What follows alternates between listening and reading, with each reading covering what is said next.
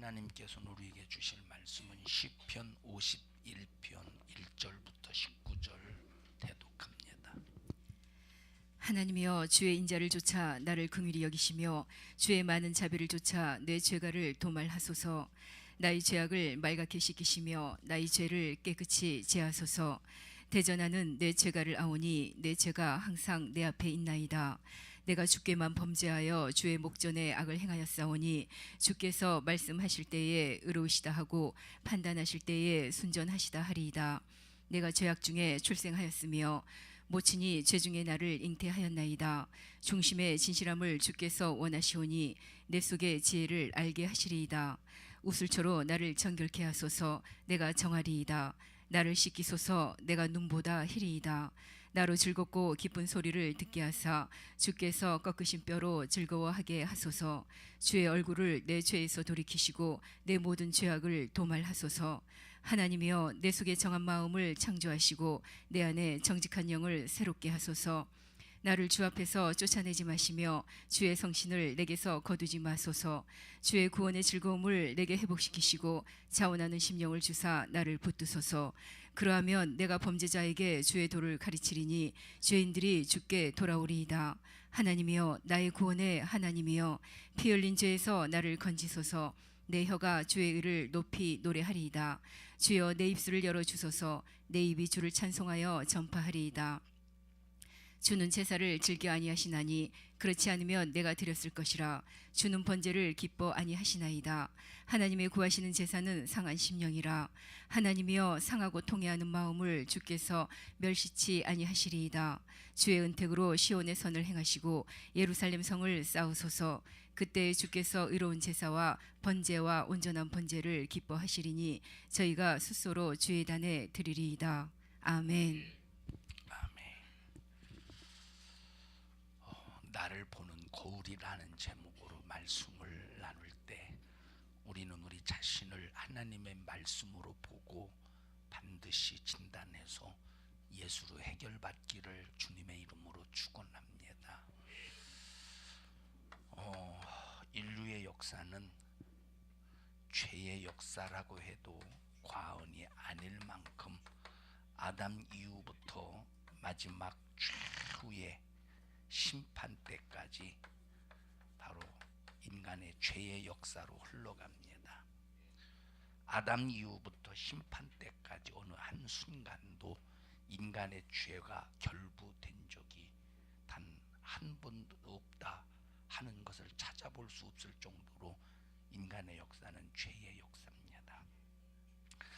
그런데 이 죄라고 할 때 이 죄가 인간의 눈에 보이느냐? 절대 보이지 않습니다. 만약에 이 죄가 눈에 보인다면 전부 다 남을 판단하고 앉아있을 겁니다. 만약에 여러분들이 A라는 사람과 B라는 사람이 서로 볼 때 죄가 보이면 아이고, 저 사람 속에 저런 죄가 있네, 저 사람은 저런 죄를 저질러 놓고 저렇게 참 멀쩡하게 숨기면서 떳떳하네 하면서 이 세상에는 온갖 서로 헐뜯고 비방하는 역사가 난무할 겁니다. 근데 인간은 절대 죄를 볼 수가 없습니다. 인간의 눈이 절대 죄를 볼 수가 없어요. 어떤 분이 이제 머리를 깎는 어떤 분이 이제 미용사 어떤 분이 자기 눈은 2.0이래요. 그래서 여자들 중에 미용사들은 이제 눈이 이제 어리어리해서, 뭐 남자도 마찬가지입니다만 어리어리해서 이제 나 같은 머리를 깎을 때 상당히 힘들 때, 왜냐하면 이게 삐죽삐죽 삐져나오니까 이렇게 이제 눈이 이제 어리어리하면 이게 잘 반듯이 안 된다는 거야. 근데 자기는 눈이 2.0이라 잘 보여서 반듯하게 할 수 있대요. 아무리 눈이 좋아도 뭐는 안 보여요? 절대 죄는 보이지 않습니다. 아무리 눈이 좋아도 인간의 죄를 찾아낼 수가 없어요. 자, 그렇기 때문에 인간들은 저 사람이 내 죄를 어떻게 알랴 하기 때문에 숨기기 바빠. 우리가 사람 앞에서는 죄를 숨길지라도 하나님 앞에서는 절대로 죄를 숨겨서는 안 됩니다. 인류의 역사가 죄의 역사이기 때문에 그럼 이 죄를 해결받지 못할 때 마지막 심판대 앞에서 어디로 가느냐? 지옥에 간다. 이거는 이론뿐만 아니라 실제입니다. 이건 이론뿐만 아니라 이건 사실입니다. 그래서 이 죄의 역사로 흘러가는 인류의 역사에 하나님이 개입하셔서 바로 인간의 죄를 해결하시기 위하여 율법도 보내주시고 그리고 또 예수도 이 땅에 보내주셨습니다. 자, 그러면 율법을 이 땅에 보내주신 목적이 뭐냐 할 때 여러 가지 목적이 있어요. 율법을 보내주신 목적이, 자, 어떤 사람은 율법을 보내주신 목적을 한 가지만 얘기합니다. 그게 뭐냐? 죄를 찾기 위함이다. 예, 맞습니다. 그런데 우리는 율법을 보내주신 목적은 이 한 가지만 우리에게 죄를 찾는 이런 기능만을 위해서 율법을 한 가지만을 위해서 보내주신 것이 아니라 율법을 보내주신 첫째 목적이 뭐냐? 너 선하게 살아라. 너 의롭게 살아라. 너 거룩하게 살아라. 너 신령하게 살아라. 너 사랑하며 살아라.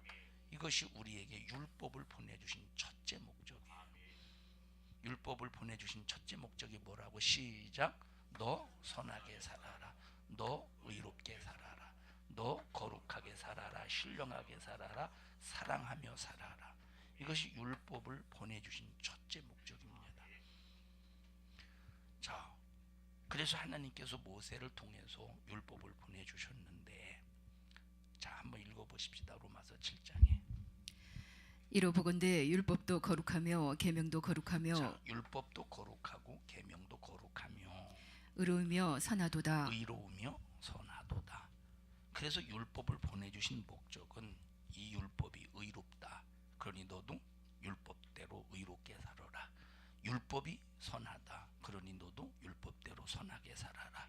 율법이 거룩하다. 그러니 너도 율법대로 거룩하게 살아라. 그 다음에 밑으로 내려가서 신령함을 읽어보십시다. 우리가 율법은 신령한 줄 알거니와. 자, 우리가 율법은 신령한 줄 알거니와. 그냥 율법이 강조하는 게 뭐냐? 너 신령함을 강조하잖아. 그러니 너도 신령함으로 살아. 그 다음에 마태복음 22장 한번 읽어보시죠.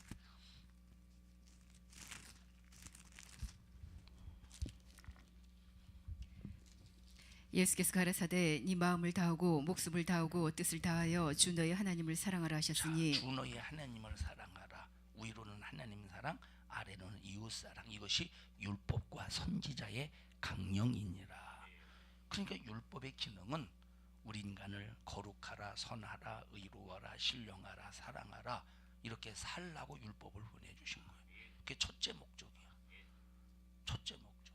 그런데 율법을 보내주셔서 우리에게 이런 요구를 하시는데 아무리 선하게 의롭게 거룩하게 신령하게 사랑으로 살려고 몸부림을 쳐도 돼요? 안 돼요? 안 돼. 그래서 발견되는 게 뭐예요? 그래서 발견되는 것이 죄가 발견되는 거예요. 그래서 율법의 두 번째 기능이 율법을 통해서 죄를 찾아내는 거예요. 근데 이 첫 번째 기능을 사람들이 생각하지 않습니다. 이 첫 번째 기능을 생각하지 않기 때문에 율법으로 죄를 찾았다. 찾아냈으니까 내가 예수로 뭐 죄를 해결받고 구원받았지. 그냥 거기서 끝나버려. 그리고 내가 예수로 죄에서 자유한데 뭘 그렇게 율법에 매여서 사냐? 하면서 이 첫 번째 기능을 인정하지 않는다 이 말이에요. 첫 번째 기능을 인정해야 예수로 죄를 해결받는 순간 선하게 살려고, 의롭게 살려고, 거룩하게 살려고, 신령하게 살려고, 사랑하며 살려고 믿음 안에서 기도하면서 내 자신을 뭡니까? 신앙인으로 살아가는 거예요. 근데 거의 대부분의 솔직히 말해서 기독교인이라는 사람들이 율법의 첫 번째 기능을 인정해요? 안 해요? 않는다는 게 문제라니까. 해보십시오. 첫 번째 기능을 인정해 보십시오. 하나님의 말씀을 귀하게 여기지. 율법의 첫 번째 기능을 인정해 보십시오. 사랑하며 살지. 선을 이루려고 하지. 여러분, 선이 뭡니까? 선도 사랑에서 나오고, 의도 사랑에서 나오고, 거룩함도 사랑에서 나오고, 신령함도 사랑하면서 나오는 거예요. 여러분, 선한 것이 뭐죠? 선한 것이, 자, 어떤 율법학자니까 얼마나 저 하나님을 잘 알고 있어요. 율법학자라고 그래서, 율법학자니까 얼마나 율법을 잘 알겠어요. 그러면 율법학자라고 했으니까 유대인이에요, 이방인이에요? 유대인이죠. 자, 유대인이 가장 경멸하는 대상이 누구냐면, 유대인이 가장 경멸하는 대상이, 이방인도 경멸하지만 누구를 더 경멸하느냐? 사마리아인을 더 경멸해요. 왜 사마리아인을 경멸하느냐? 요 두 가지 때문에 사마리아인을 경멸해. 첫째는 이방인과 혼혈민족입니다. 혼혈족이야. 이방인과 하나님의 순수한, 아브라함의 순수한 혈통 10개 지파가 그 순수한 혈통을 이어가야 되는데, 아수르에 의해서 이스라엘이 BC 예수님 이 땅에 오시기 전 722년 전에 아수르에 의해서 이스라엘이 무너지잖아요. 그리고 전부 다 아수르가 사마리아 지역에, 북이스라엘 지역에 아수르 이방인들을 거기다 다 투입시켜서 혼혈족을 만들었어요. 그래서 유대인들은 이 사마리아 사람들을 뭐로 취급했느냐? 이방인이라는 말은 예수 안 믿는 불신자들과 이렇게 우상 숭배하는 자들과 혼혈이 되었다 이 말이에요. 이해하셔요? 그래서 이것을 개로 취급을 했어. 두 번째, 솔로몬의 이제 아들 이후에 10개 지파로, 10개 지파가 이제 사마리아로 도망가요. 그때가 언제냐? 성전을 짓다가 말았어. 성전이 다 완성이 안 됐는데 성전을 짓다 말았어. 유다 지파와 베냐민 지파만 끝까지 남아서 성전 짓는 것을 완공했어요. 그래서 유대인들의 입장에서 사마리아를 왜 개로 취급하느냐? 이방인과 혼혈했다고, 그 다음에 성전을 짓다고 도망갔다고. 그래서 유대인들은 요 사마리아 사람들을 그렇게 경멸했어요. 율법학자 유대인이에요. 예수님께 묻습니다. 읽어보십시다. 자, 예수님께 물어봐요. 자, 어떻게 해야 영생을 얻겠습니까? 너 율법 잘 지켜봐라. 율법을 잘 지켜. 내가 이래봬도 율법학자인데요. 율법 잘 지켰습니다. 율법을 얼마나 잘 지켰느냐? 나는 안식일도 잘 지켰고 11조도 잘했고 열심히 했습니다. 구제도 열심히 했어요. 그래, 너 참 잘했다. 주님이 칭찬해 주셨어. 얼마나 우쭐했겠어요. 칭찬해 주셨으니까. 너 잘했어. 근데 너에게 한 가지 부족한 것이 있어. 그게 뭔데요? 네가 있는 모든 전 재산을 싹 다 팔아서 가난한 자에게 주고 나를 따르라. 따랐어요? 안 따랐어요? 안 따랐어. 자, 예수님께서 비유로 말씀하셔요. 야, 여리고에서 이제 예루살렘으로 올라가는데 한 강도 만난 자가 있어. 누가 강도 만났어요? 강도 만난 대상이 누구요? 강도 만난 대상. 자, 강도 만났는데 누가 강도를 만난지 모르겠는데 해간 강도를 만났어요. 그런데 요 강도를 만나서 거반 죽어갈 지경에 거기에 레위인도 지나가고 제사장도 지나가고 또 누구도 지나가? 사마리아인도 지나가요.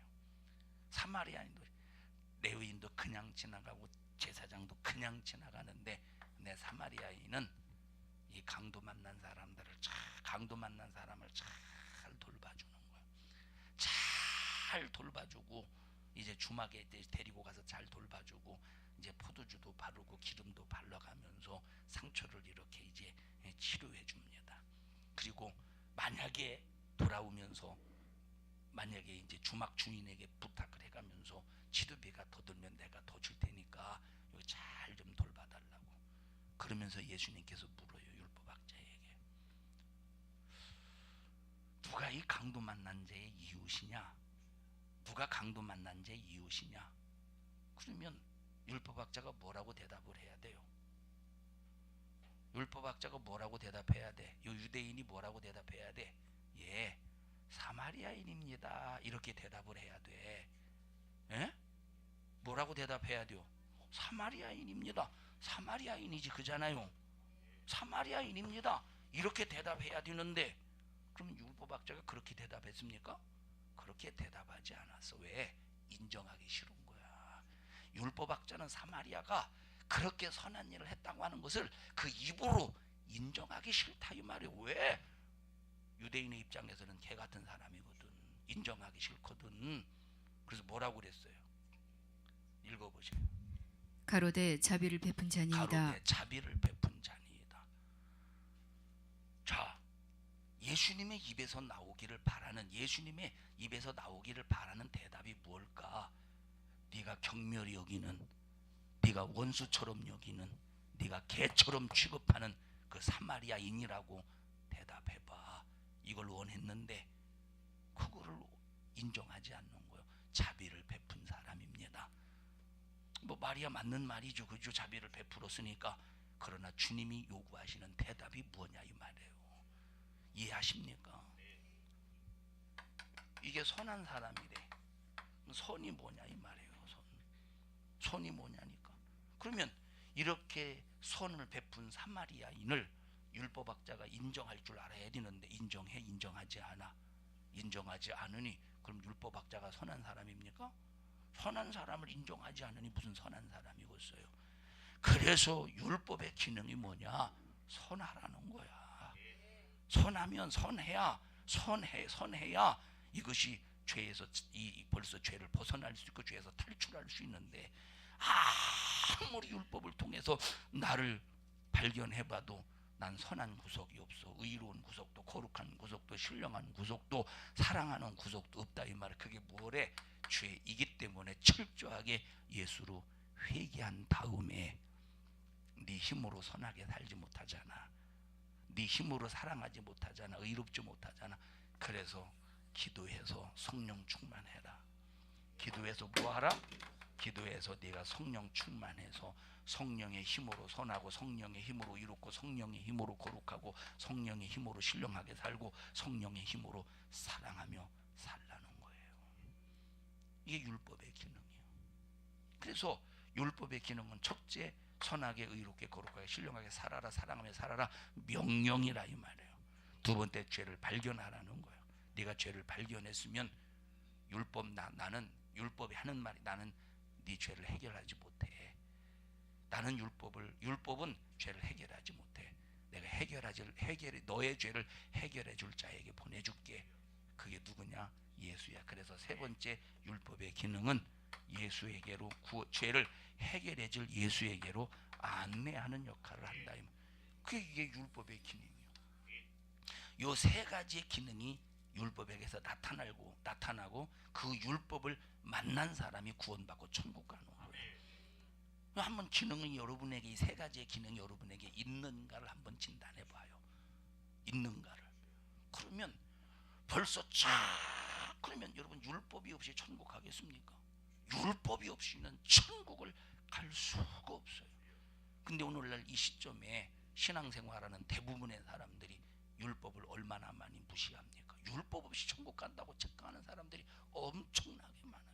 미안한 말이지만 율법 없으면 천국 절대 못 가요.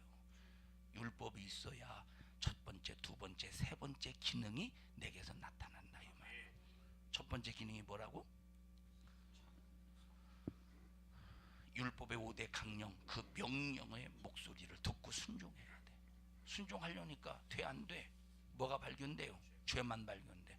그래서 예수로 회개하고, 회개한 자가 성령의 힘으로 철저하게 율법의 첫 번째 기능, 선한 삶, 의로운 삶, 거룩한 삶, 신령한 삶, 사랑의 삶을 이루어가는 것이 신앙생활이에요.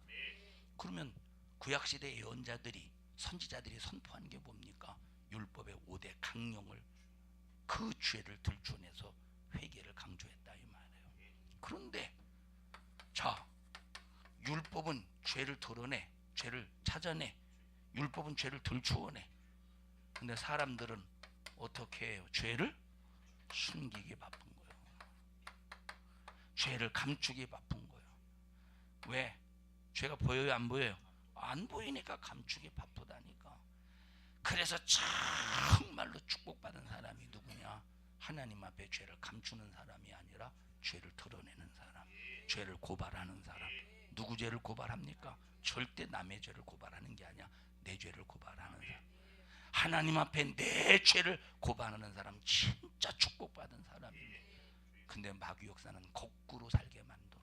남의 죄를 들추어내고 남의 죄를 고발하도록 거꾸로 살게 만든다 이 말이에요. 자, 성경에 보십시오. 죄를 감추었을 때 나타나는 현상.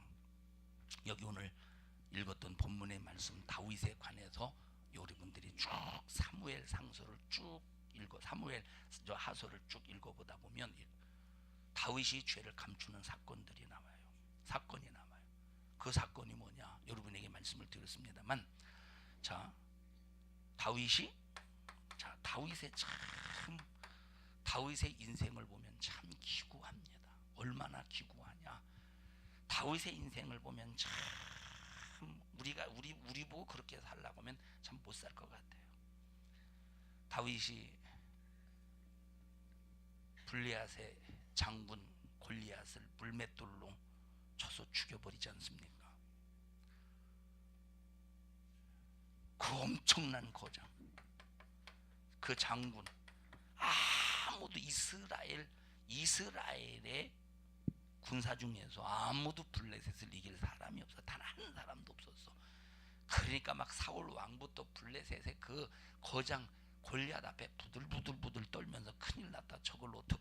저것을 어떻게 저거 무찌르나 겁먹고 있을 때 다윗이 딱 나가서 거장 골리앗을 쳐 죽이지 않습니까? 이 정도 되면 영웅이잖아요. 그죠? 영웅이죠. 나라를 구한 영웅인데. 그럼 이 정도부터 그러면 이 골리앗을 때려 죽인 순간부터 얼마나 막 영광의 보좌 속에서 막 이 엄청난 축복 속에서 살아야 되겠습니까? 축복을 받으며 살 수 있지 않겠습니까? 그런데 불행하게도 이때부터 다윗의 입장에서 이때부터 다윗을 골리앗을 물맷돌로 쳐 죽인 순간부터 이때부터 다윗에게는 육신적으로 볼 때 불행이 시작이 되었어요. 뭐가 시작이 되었어? 불행이. 이때부터 다윗에게 수많은 인생의 풍파가 시작이 된다 이 말이에요. 사울 왕이 죽이려고 막 쫓아다니지. 아들이 구태타가 2번씩이나 일어나지. 다윗의 인생에 막 파란만장합니다. 이때부터. 차라리 골리앗을 쳐 죽이지 않았으면 그래도 다른 사람 평범한 사람처럼 그냥 평범하게 고생 없이 살 텐데, 골리앗 그 장군 하나 쳐 죽인 그 사건 이후부터 얼마나 힘든 세월을 살겠습니까? 자, 사울 왕으로부터 쫓겨난 다음에 사울 왕으로부터 이제 쫓기는 그런 신세가 되고 난 다음에 처음에 이제 다윗이 유다 지파만 그때 한 400명 정도 되니까, 남자만 400명 정도 되니까 남녀 그 자식까지 다 포함하면 몇 명 정도 되고 한 1000명 정도는 되지 않겠어요? 성경엔 400명이지만 그러나 그 식구들까지 계산하면은 한 1000명 정도는 되지 않겠습니까? 1000명. 자, 이 사람들을 먹여 살려야 될 거 아니에요. 다윗이 이 사람들을 참 먹여 살려야 되니 얼마나 힘들겠습니까? 그렇다고 막 남의 것 강제로 빼앗을 수도 없는 문제고, 다른 무슨 저런 블레셋이나 에돔 족속 같은 경우는 남의 것 그냥 죄의식 없이 뺏으면 되겠지만, 다윗이 또 그렇겠습니까? 하나님을 경외하고 하나님을 섬기는 사람인데 이 생활을 한 10년 정도 생활한다고 해보십시오. 얼마나 참 힘들고 빡빡한 삶인가. 그래서 다윗이 때로는 정략적인 결혼도, 물론 이렇게 일부러 계약한 그런 관계는 아니지만, 아비가일 같은 경우 나이가 많은 과부입니다. 근데 부자요. 그러니까 이런 부자와 결혼을 해서 이런 천명, 자 이런 이 1000명 자기 이제 건너리고 있는 사람들을 먹여 살리는 어떤 그런 하나의 대책으로 삼지 않습니까? 그러다가 이제 12개 지파를 다스리는 이제 왕이 돼요. 처음에는 이제 유다 지파만 이렇게 한 10여 년 동안 이렇게 다스리다가 왕이 되었으니까 왕의 권세 앞에 아무도 대항하지 못합니다. 그러다가 나라의 나라를 이렇게 살피기 위해서 망대에 올라갔는데 어느 여인이 목욕하는 것을 보게 됩니다. 야, 그러니까 자 보셔요. 왜 그런 일이 벌어질 수밖에 없었느냐? 저 다윗의 첫사랑이 누구죠? 예? 다윗의 첫사랑이 누구요? 미갈이잖아요. 사울의 딸 미갈인데 참 미갈이 좀 성격이 그렇게 좋은 것 같지는 않았던 것 같아요. 막 하나님의 법궤를 찾아오는데 막 기뻐서 막 춤출 때 막 그걸 조롱했잖아요. 예? 아마 성격이 좋은 것 같지는 않아요. 미갈이 자기 역할을 잘 못하고 그리고 거의 다윗의 아내를 보면 많은 아내들을 보면 거의 나이가 많은 여자들이 왜냐하면 그런 부자들과 결혼해서 이런 사람들 먹여 살려야 되니까 그런 계산 속에서 결혼했다고 할 때 그러니 다윗이 막 여자로부터 어떤 사랑을 그런 받지 못한 그런 상황에 있었다 이 말이에요. 이해하셔요? 그러다가 망대에서 이렇게 살펴보다 보니까 정말로 벌거벗고 목욕하는 여인을 바라보면서 음욕을 품게 됩니다. 그래서 거기서 간음의 사건이 벌어지고 그걸 계기로 해서 그 밧세바의 남편인 우리아를 전쟁터로 내보내서 생으로 죽여버려. 그리고 그 죄를 하나님 앞에 회개했어요? 감추었어요? 감추었어. 근데 감사하게도 감추면 이 죄가 계속 숨어 있다가 그 영혼을 지옥으로 던져버릴 텐데 그런데 다윗은 감추었지만 하나님은 다윗을 사랑하셔서 선지자 나단을 보내서 죄를 털어내게 하신다 이 말. 죄를 이제 고발하게 자기 스스로 죄를 인정하게 하는 거야. 그래서 요 시편 51편의 본참 시편 51편의 본문의 말씀이 나온 것이라 이 말이에요. 하나님 앞에 자기 죄가 드러났으니까 자기 죄가 들추어졌으니까 하나님 앞에 이 죄를 해결하기 위해서 몸부림을 치는 장면이 시편 51편에 있는 말씀이라 이 말이에요. 감사하게도 자기는 죄를 감추려고 했는데 선지자는 와서 죄를 들추어냈어요. 죄를 드러냈어요.